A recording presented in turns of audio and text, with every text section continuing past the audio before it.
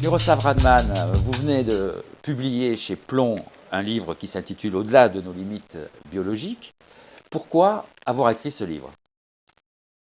Pour première fois dans ma carrière, des chercheurs qui ont travaillé surtout avec les bactéries, j'ai vu une possibilité de transposition, une projection d'une application à l'homme qui pourrait changer la civilisation humaine. C'est un bavardage. Au lieu d'une rencontre dans le café où on se parle autour d'un café ou un verre de vin. La longévité humaine, l'espérance de la vie a doublé. On a gagné 40 ans en 160-170 ans. Est-ce que, en sachant de quoi il s'agit, nous pouvons condenser ça?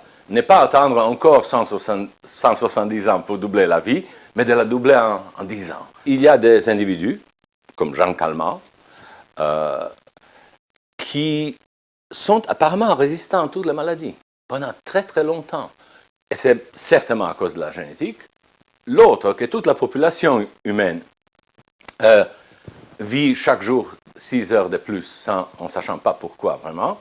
Donc de combiner ces deux choses et de se dire, peut-on créer un projet de recherche où on va se dire beaucoup mieux que de tomber malade et de dépendre de la médecine, des milliers de médicaments, de la chirurgie, de la chimiothérapie, etc., d'éviter la maladie. La prévention comme une stratégie majeure, dominante, plutôt que la thérapie. Ça, c'était ma motivation.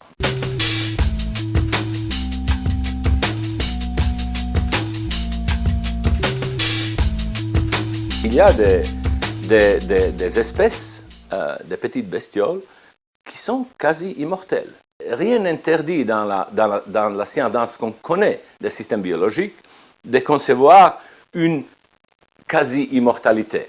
Est-ce qu'on peut commencer à penser d'utiliser les ressources des génomes humains, de 6 milliards et demi de génomes, pour nos petits enfants dans le futur? Par exemple, pourquoi ne pas être tous résistants au sida?